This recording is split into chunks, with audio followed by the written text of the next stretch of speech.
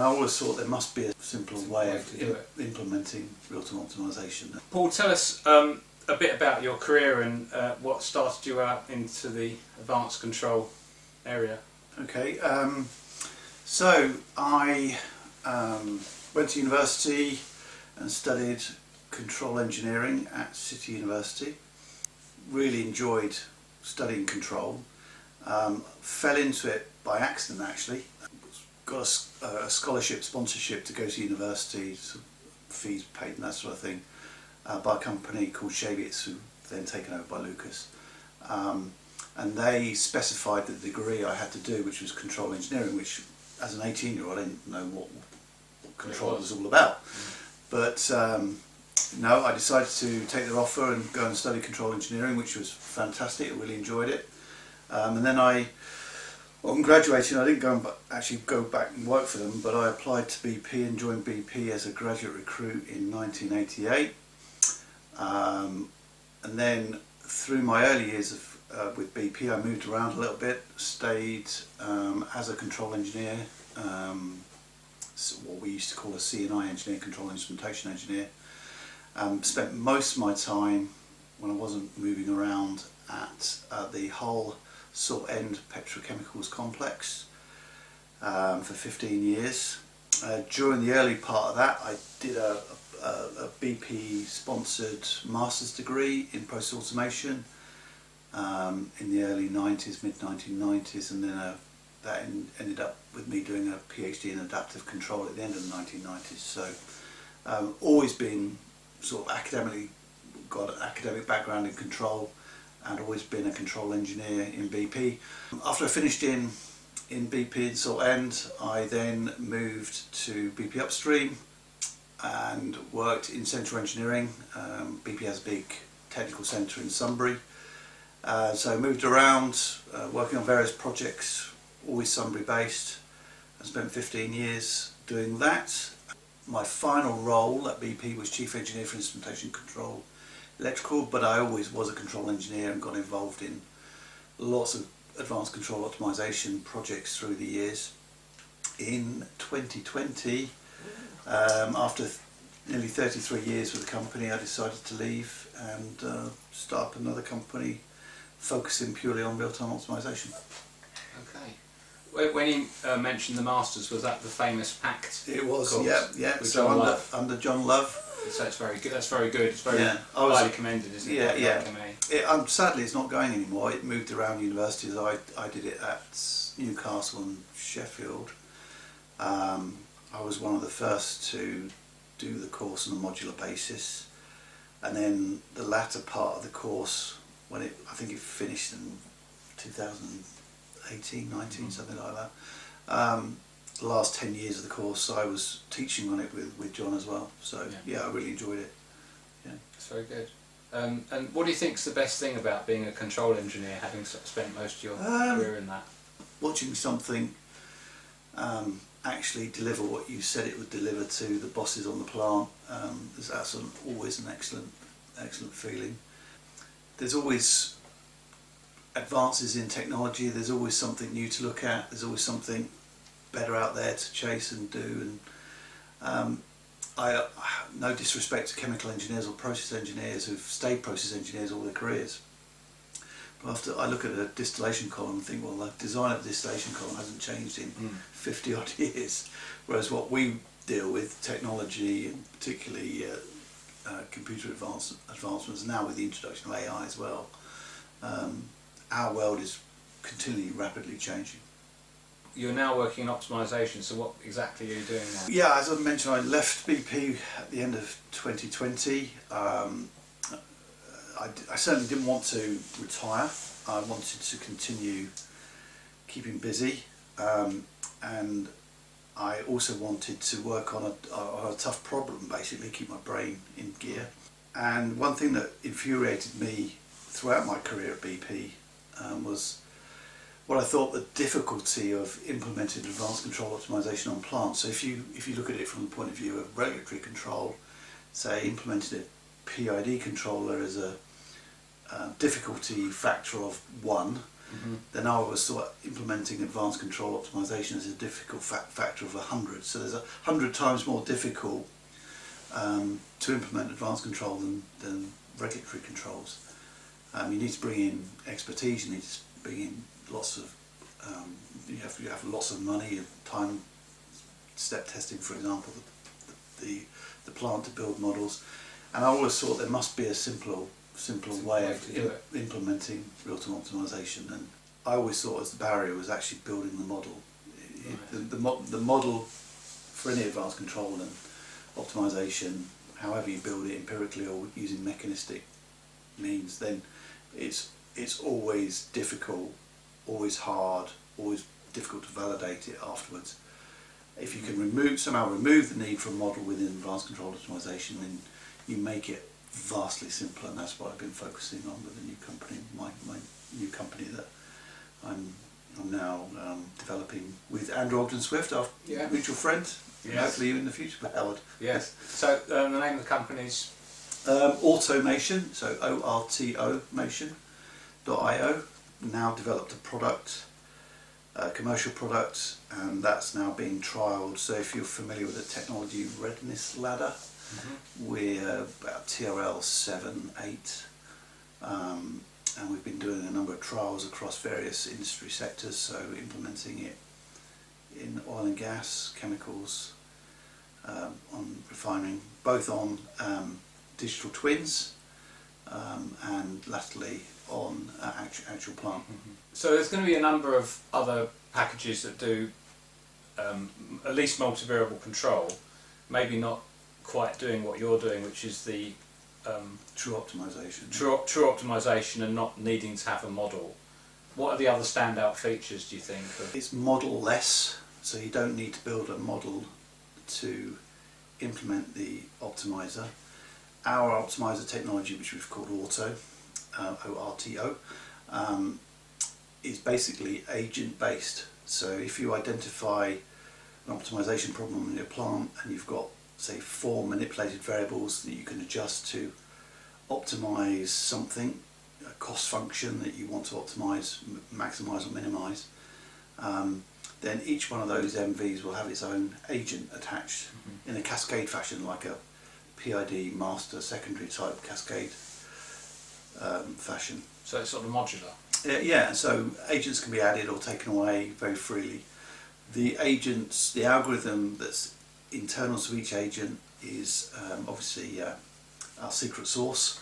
It's not been patented yet, but how it works is each agent has this algorithm embedded. Their focus is on adjusting the manipulated variable to solve the overarching optimization objective function. So if you say my optimization objective function is to maximize throughput, and I've got these 4 MVs, then each agent will manipulate those MVs independently but work together to solve the optimization problem. So maximize throughput subject to a set of constraints by manipulating those 4 variables.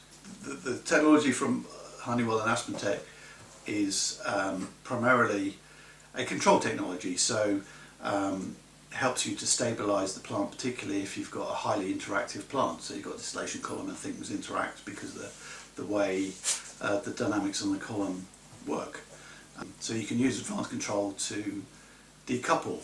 You could use advanced regulatory control to embed decouplers, but that gets really messy very quickly.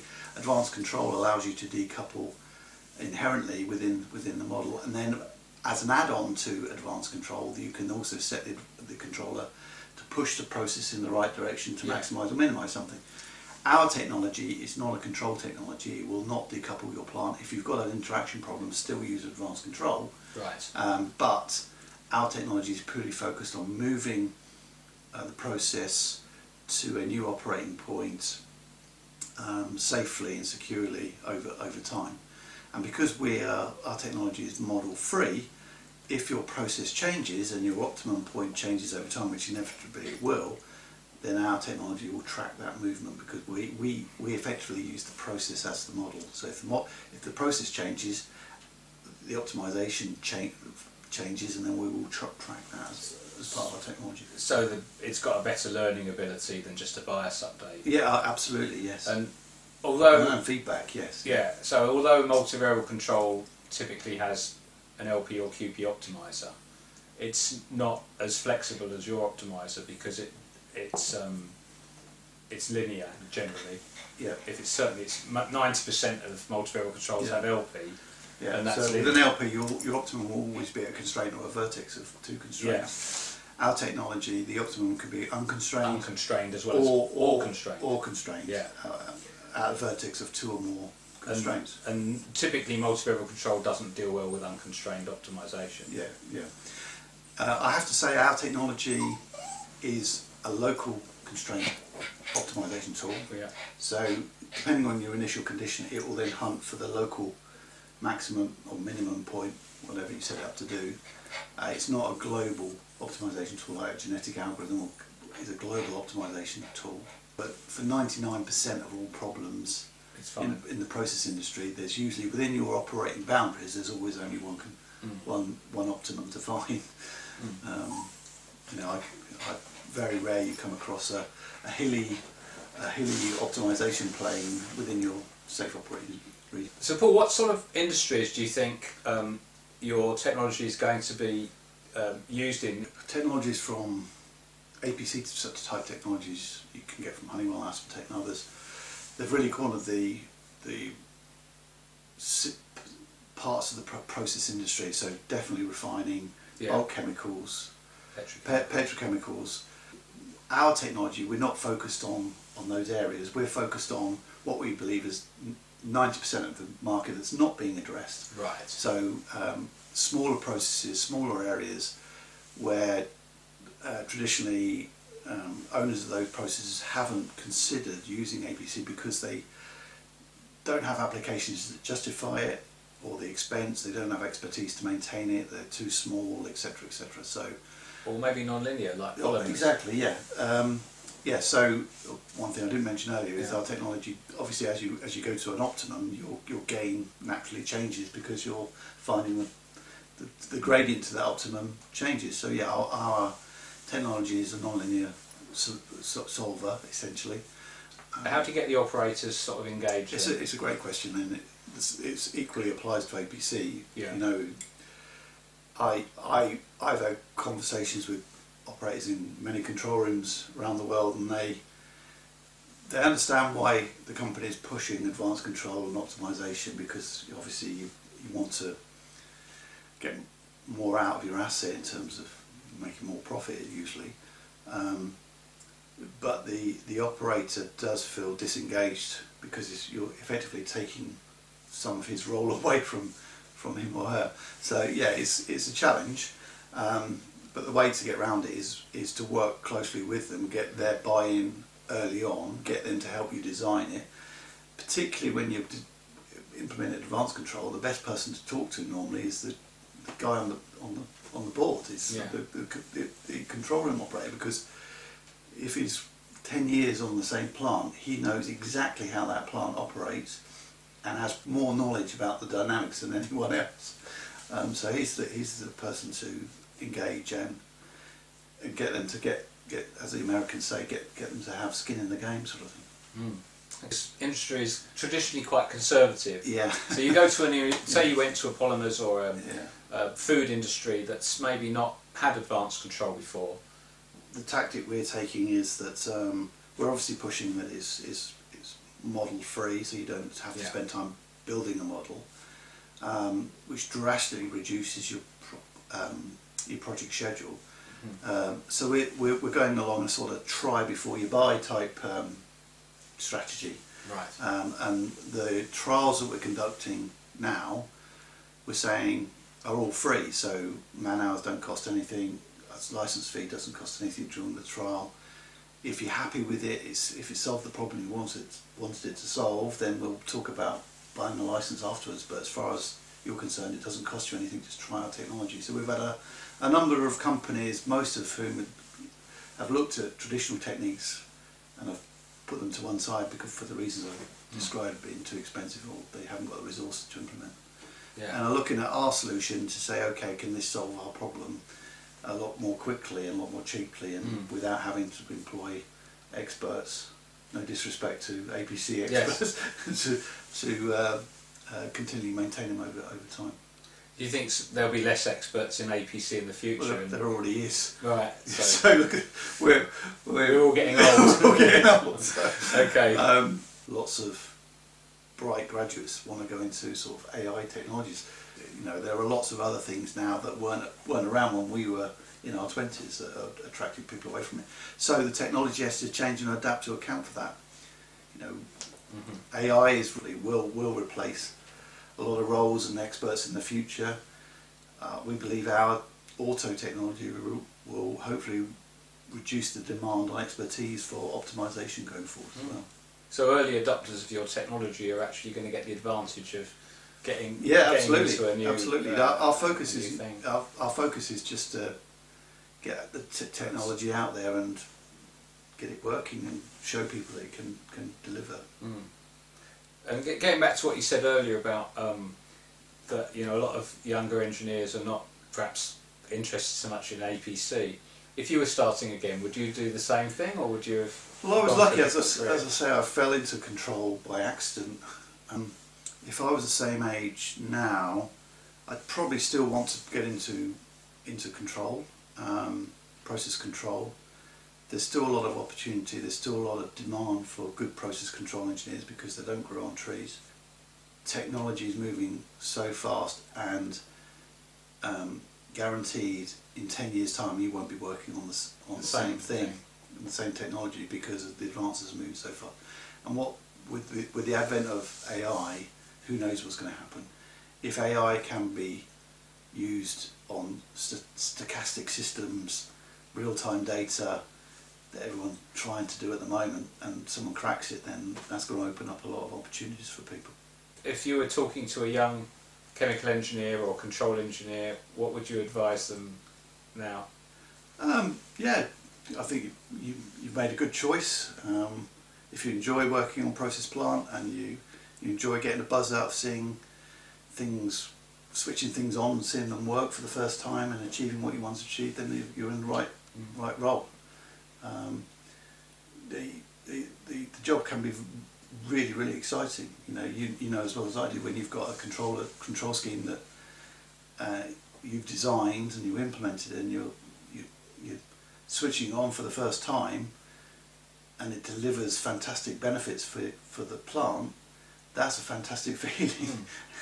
It can also go wrong, and that's also another feeling you may experience. Do you think maybe it's a little bit of the risky nature of what that kind of makes you want to do it? You have to manage risk though, don't you? Yeah. So you always manage the risk, and you learn how to manage risk better the older you get, the more experience you get. But it's still, we used to call it the cold sweat moment. So you know, if you're always thinking, have I thought of everything that could possibly go wrong?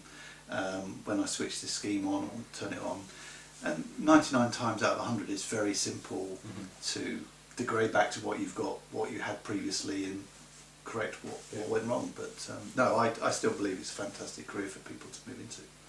Well, thanks very much, Paul. It's been my pleasure. It's been a pleasure talking to you and learning about ORTO, and I wish you great success with it. Thank you very much, Howard. Cheers. Okay.